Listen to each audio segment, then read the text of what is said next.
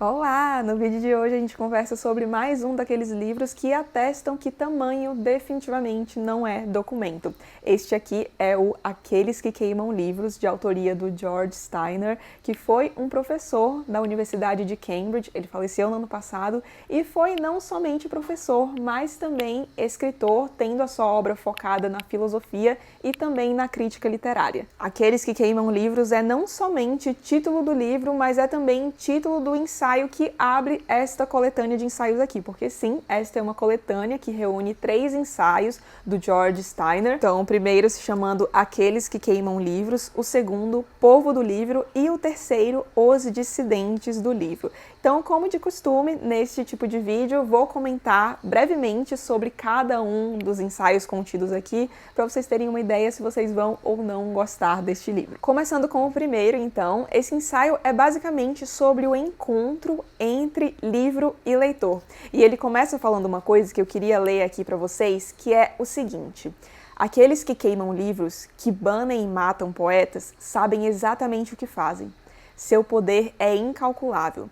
Precisamente porque o mesmo livro e a mesma página podem ter efeitos totalmente díspares sobre diferentes leitores. E isso aqui é algo que eu já falei muito aqui no canal, que é das coisas que eu acho mais bonitas na literatura, aliás, que é o fato de que um autor escreve um livro e aí ele tá supostamente falando para todo mundo, mas ao mesmo tempo consegue ter uma conversa muito individual com cada leitor, justamente porque cada um vai ter uma interpretação, uma recepção muito pessoal sobre aquele livro. Por exemplo, eu posso ler o mesmo livro que você, mas a gente vai ter sentimentos distintos em relação a esse livro, justamente porque a literatura acaba sendo esse diálogo, né? E eu gosto de bater nessa tecla porque eu acho que muitas vezes a gente vê a leitura como uma atividade passiva.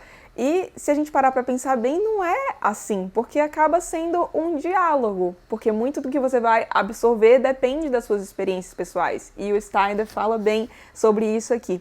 Outra coisa que ele diz aqui que cabe a gente pensar também é: a depender do momento da vida do leitor, um livro suscitará reações completamente diferentes. Quem aí já não leu o livro e pensou, nossa, ainda bem que eu li isso agora, porque se eu tivesse lido mais cedo, eu teria detestado. Ou então até mesmo leu um livro e aí alguns anos depois releu o mesmo livro e pensou, meu Deus, parece que eu li até outro livro, porque acho que tem muito isso do momento também. Aliás, eu tava até pensando em fazer um vídeo sobre isso, então se vocês tiverem aí em mente algum livro que casa com essas situações que eu acabei de narrar, deixa aqui embaixo que quem sabe eu não uso eles também para fazer esse vídeo. E ainda falando sobre essa percepção individual que a gente tem em relação aos livros, ele diz o seguinte: em uma leitura bem feita, o leitor faz com ele algo paradoxal, um eco que reflete o texto, mas também que responde com suas próprias percepções, suas necessidades e seus desafios.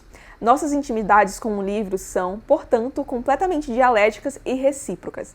Lemos o livro, porém, mais profundamente, pode ser o livro que nos lê. E neste ensaio ele discorre um pouco mais sobre essa química do gosto que é tão incerta. Então, por que que eu, mesmo tendo um gosto parecido com o seu, posso gostar tanto de um livro e você não gostar tanto assim?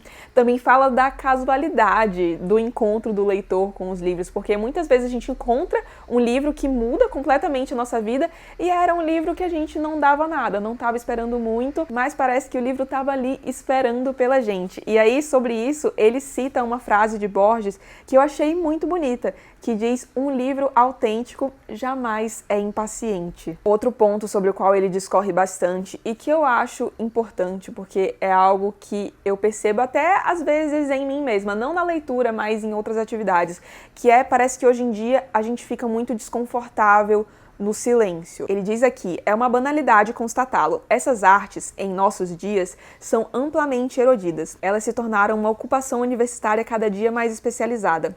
A maior parte dos adolescentes americanos não sabe ler em silêncio. Há sempre uma música mais ou menos amplificada ao fundo. A intimidade, a solidão que permite um encontro profundo entre o texto e sua recepção, entre a letra e o espírito, é hoje uma singularidade excêntrica, psicologicamente e socialmente suspeita. Então não sei se vocês repararam nisso, e eu não tinha reparado até que 2 situações aconteceram. A primeira é que em uma das caixinhas que eu abri no Instagram perguntaram se eu ouço muita música, eu estudo piano, e eu disse que eu ouço muito menos música do que as pessoas imaginam, porque Eu gosto de ouvir música, mas ouvir música mesmo, assim, eu não gosto de ter a música como um barulho de fundo, sabe, só pra preencher um vazio. E a outra coisa foi que também numa caixinha de perguntas me perguntaram qual era a minha playlist de corrida, e eu digo que eu não tenho playlist de corrida porque eu não corro com música, eu corro em silêncio mesmo, prestando atenção na rua, prestando atenção nos meus batimentos, não gosto de correr com música, acho que me desconecta ali do momento da corrida mesmo. E aí eu recebi várias mensagens e respostas de pessoas surpresas, nossa, como assim você corre no silêncio? E eu acho que é isso, a gente aprendeu a ficar desconfortável com o silêncio, precisa sempre desse barulho de fundo. E eu percebi, e aí me digam se isso acontece com vocês, mas os momentos que eu tenho mais ideias e as minhas melhores ideias são quando eu estou correndo ou quando eu estou tomando banho. E acho que não é coincidência o fato de que nessas duas atividades eu estou sempre em silêncio, não ouço música, sou só eu e os meus pensamentos. E o Steiner fala sobre isso aqui, sobre como o silêncio é importante para você conseguir realmente se conectar com aquela atividade que você está fazendo, mas que hoje em dia isso é algo que vem sido perdido. E assim, eu sei que tem muita gente que lê ouvindo música, e aí tudo bem, mas eu acho que o ponto aqui é mais isso, de que a gente aprendeu a não gostar do silêncio, sempre ter um barulho de fundo, sabe? Pensei bastante sobre essas questões aqui, achei este ensaio fantástico e achei que não poderia melhorar muito. E realmente, o segundo ensaio, intitulado O Povo do Livro, foi o que eu menos gostei, mas o terceiro... já falamos sobre o terceiro, agora vamos conversar sobre o segundo. Então, o segundo, intitulado Povo do Livro, fala da relação dos judeus com os livros. E, inclusive, o Steiner era judeu, ele nasce na Europa, mora lá com a sua família, mas tende a emigrar para os Estados Unidos quando da ascensão do nazismo. Ele faz algumas comparações também em relação à maneira com que algumas religiões reagiram ao advento da prensa, por exemplo, ou também com o próprio livro sagrado mesmo, com o ato de leitura desses livros. Ele fala aqui, por exemplo, do protestantismo, do catolicismo, e este ensaio talvez eu não tenha gostado muito, e aí olha aí o tema do primeiro ensaio voltando, porque não foi um ensaio que conversou tanto comigo. E aqui eu queria destacar dois trechinhos. O primeiro é: o papel do livro, da Torá e da enorme quantidade de comentários de que necessitou e que inspirou foi primordial. Enquanto pudesse levar consigo as escrituras, estudá-las incansavelmente, anotá-las, glosá-las, comentá-las, o judeu poderia preservar sua identidade, frutificá-la. Enquanto um judeu o fizer, nem ele nem sua comunidade desaparecerão da terra.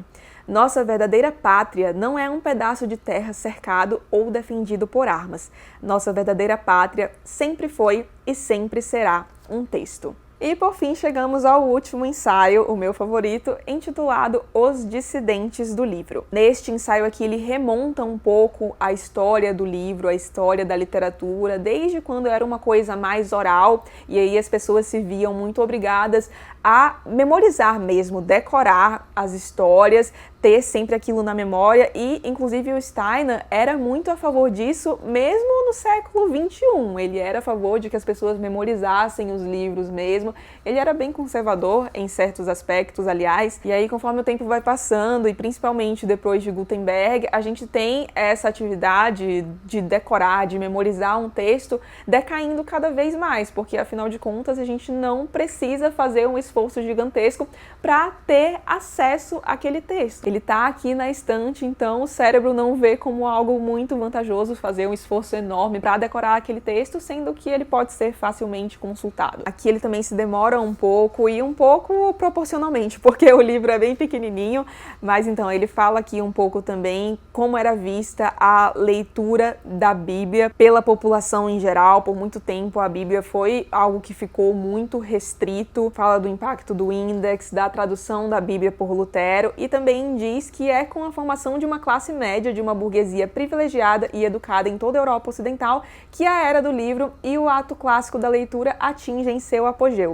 Os leitores possuem, agora, a título privado, seus instrumentos de leitura, livros não mais circunscritos a uma dimensão pública ou oficial.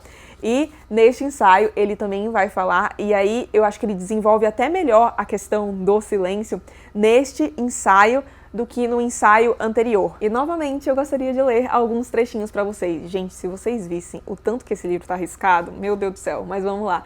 À medida que a civilização urbana e industrial afirma seu domínio, o nível de ruído assiste a um crescimento exponencial que, hoje, beira a loucura. Steiner se incomoda bastante com ruído e eu confesso que eu não julgo porque eu me incomodo bastante também. O silêncio se tornou um luxo. O prazer concentrado necessário para uma leitura séria, silenciosa, responsável, se tornou um privilégio, apanágio especializado, praticamente técnico, da universidade do pesquisador. A tirania do toque do celular está conduzindo rapidamente ao fim essa tradição arcaica. Mata-se o tempo em vez de se aproveitar o momento consigo mesmo.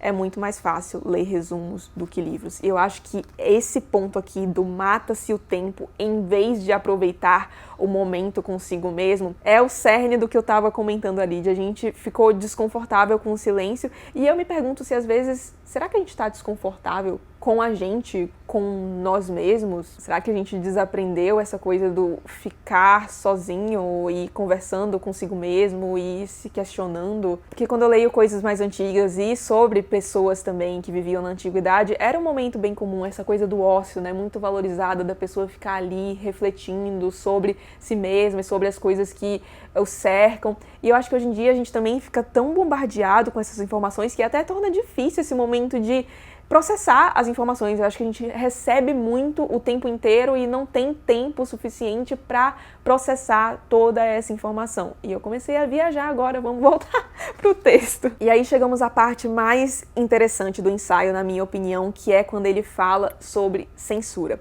Primeiro que eu queria citar uma frase aqui do Heine, que eu acho sensacional, que é: onde se queimam livros, acaba se queimando pessoas. Lembro muito de Fahrenheit 451 quando eu ouço essa frase, aliás. Ele diz que a censura é tão antiga e onipresente como a própria escrita. Da Roma de Augusto aos regimes totalitários atuais, caracterizou todas as tiranias.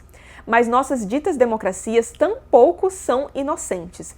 Clássicos e obras de literatura contemporânea foram retirados das estantes e das bibliotecas públicas ou escolares em nome de um politicamente correto tão pueril quanto degradante. Eu me pergunto se o Steiner leu Fahrenheit 451, porque dialoga bastante. Só que aí vem a parte realmente interessante pra mim, que é ele coloca alguns questionamentos sobre a censura e alguns questionamentos que podem até ser tidos como polêmicos. E aí eu queria desenvolver um pouco isso. Porque aqui ele coloca duas espécies de notas de rodapé, duas considerações. A primeira é: as relações entre a censura e a criatividade de primeira ordem podem revelar-se estranhamente frutíferas. O milagre literário elisabetano, aquele da França de Luís XIV, a história gloriosa da poesia e da ficção russas de Pushkin a Pasternak e Brodsky, parecem estar ligadas de maneiras dialéticas e complexas às pressões e às ameaças concomitantes da censura. E isso é algo que o próprio Brodsky, citado aqui, fala bastante, que é curioso você observar essa relação entre a censura e o quão prolífica as artes se tornam nesses contextos. Porque parece que é algo como, ok, eu tenho algo a dizer, mas eu não posso dizer isso porque tem uma censura. E aí a pessoa se sente obrigada a desenvolver formas de se expressar mais sofisticadas, que foi muito o que aconteceu na Rússia, principalmente ali nos anos 30 a 50 na Rússia, quando os autores se viram muito obrigados a recorrer a sátiras, a alguns véus que esconderiam o que eles realmente queriam passar. E também a gente vê muito, acho que a gente pode até fazer um paralelo, essa coisa do ser humano ser muito produtivo, ser muito inventivo em situações de catástrofe. E aí eu cito como exemplo as grandes guerras mundiais, que a gente acabou vendo, querendo ou não, grandes progressos na tecnologia, porque o homem se viu na necessidade de se desenvolver. E aí ele comenta um pouco sobre isso, e é triste pensar, né, que tanta coisa boa pode vir de coisas ruins, mas ao mesmo tempo chega a ser bonito imaginar de certo modo, parece aquelas flores que insistem em nascer no concreto. De novo, eu nas minhas filosofadas. E a segunda nota de rodapé que ele coloca, e aí ele diz que é mais problemática, e eu queria muito saber a opinião de vocês sobre isso, a exposição e a difusão de ideologias racistas, por exemplo, do sadismo erótico e da pedofilia podem incitar ao mimetismo. As provas disso são esmagadoras, ainda que seja difícil quantificar. De Varsóvia a Buenos Aires, publicam-se panfletos que negam a existência dos campos de extermínio nazistas e a Shoah. Não é difícil achá-los. Não seria, assim, racionalmente justificável alguma forma de censura? Não tenho a resposta. Mas o escapismo liberal me parece um pouco complicado.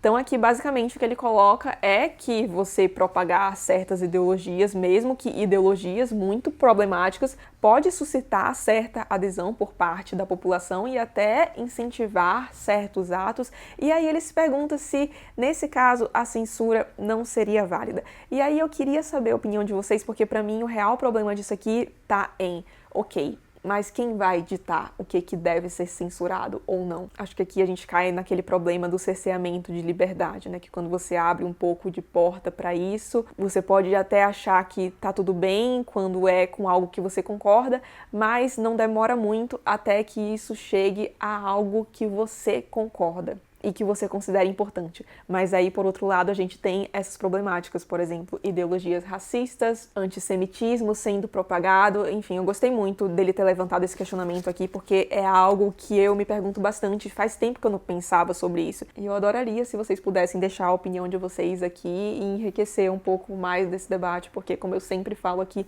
eu adoro essa troca. E, por fim, ele encerra o ensaio falando um pouco de outra questão que muito me interessa, e não só muito me interessa, mais interessa, por exemplo, a Thomas Mann, que escreveu o seu Dr. Fausto a partir de, basicamente, um questionamento muito parecido, que é se perguntar como certas barbaridades, como o nazismo, por exemplo, conseguem nascer no berço de uma civilização humanista. As bestialidades do nazismo, da forma como foram preparadas, organizadas e executadas na Europa do século XX, foram perpetradas no centro da cultura. Em nenhum outro país, a vida intelectual, a produção e a inteligência dos livros, a cultura humanística nas universidades e no grande público foi tão honrada e encorajada como na Alemanha.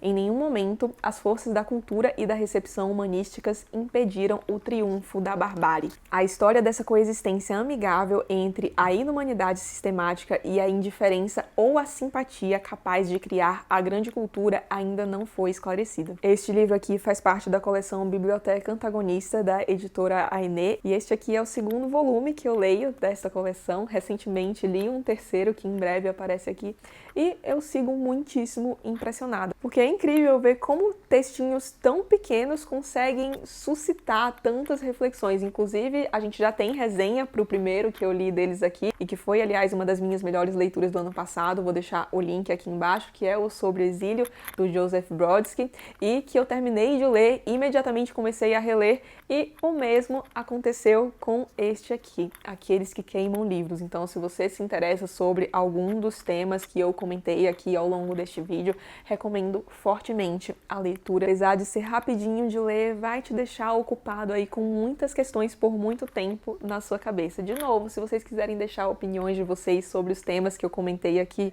por favor, fiquem mais do que à vontade nos comentários. E se você tiver gostado do vídeo, não esqueça de deixar um like e de se inscrever no canal caso não seja inscrito ainda. Um grande beijo e até o próximo vídeo.